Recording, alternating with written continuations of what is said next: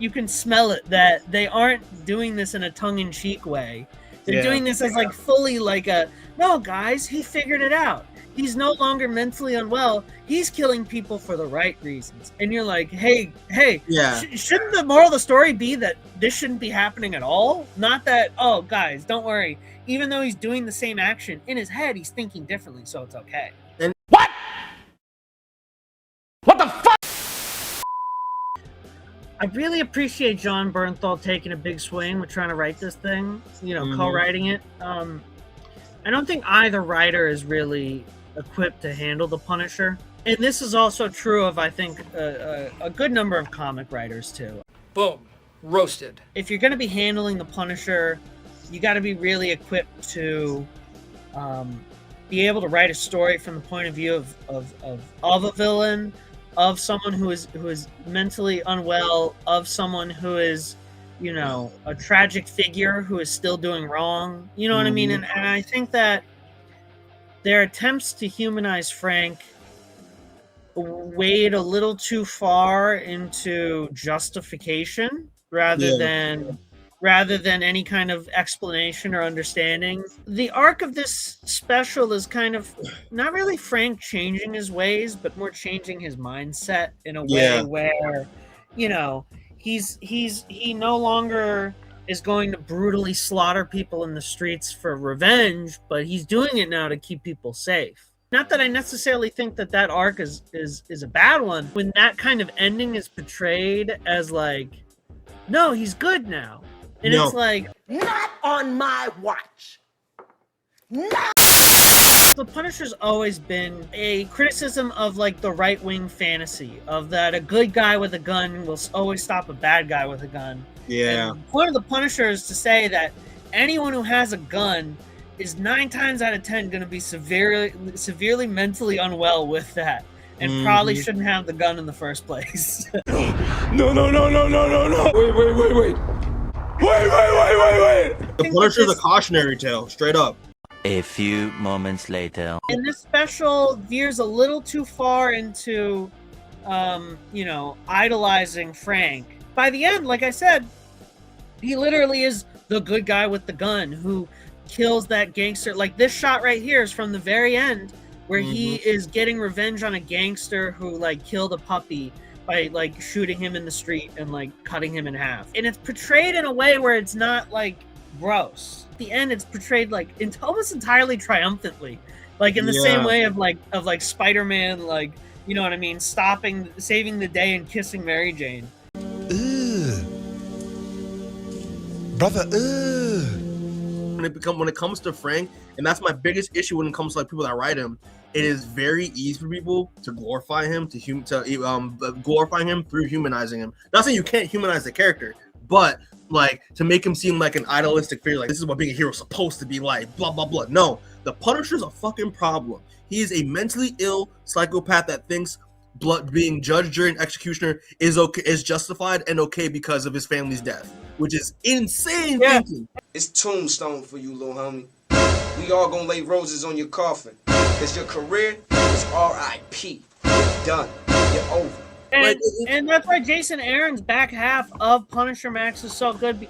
When Aaron does the reveal that like Frank like kind of was like Frank was a dick to his family and his wife was gonna divorce him before he went off to like war. Yeah, I remember that. I love that.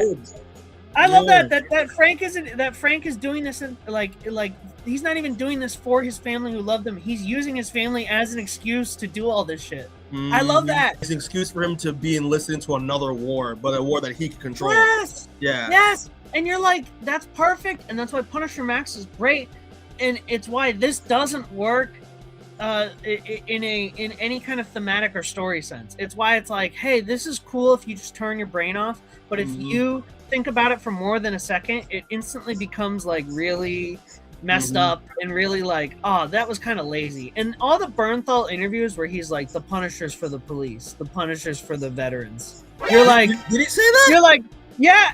Oh, he says that every time the Punisher comes up. He's not for them in the way that you think he's for them, dog. Like, he's for them in a way that they go, wow, I see that guy and I think I need to go get help.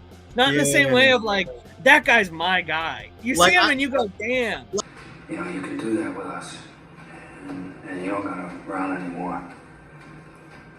These guys fucking idolize you, man. They all do. It'd be an honor to serve with you, Frank.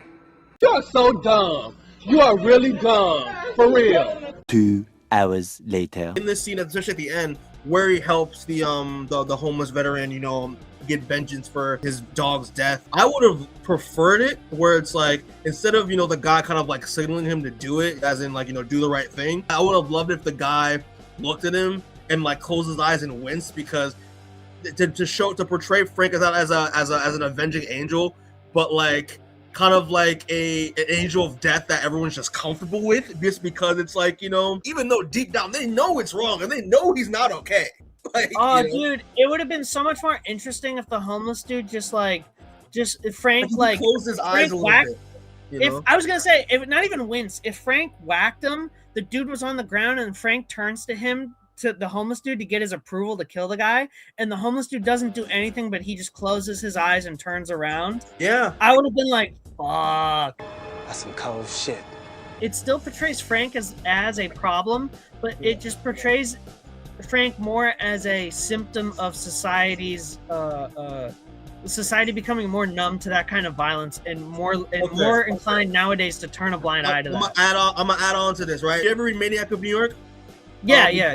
It's like that, where it's like, I would love if they treated Punisher like in that way, where he's a force of nature that people are just numb to, just simply because he's taking out criminals. Not really apathy, but like, you know what I mean? Like, it's like because he's simply taking out the quote unquote the bad guys, and people are just comfortable and just used to the fact that he's just out there doing these things. Like, I would have loved that to be portrayed more here.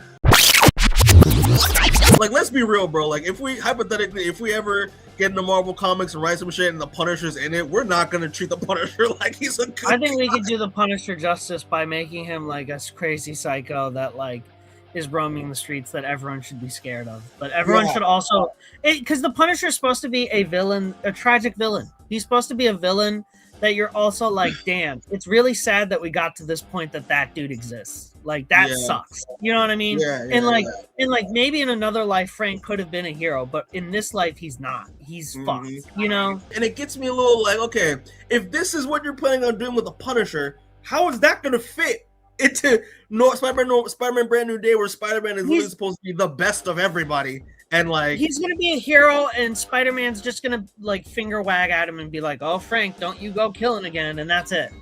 And we're gonna be like, "Yeah, this sucks. It sucks." Like, that's why I'm saying you shouldn't be there. Mother.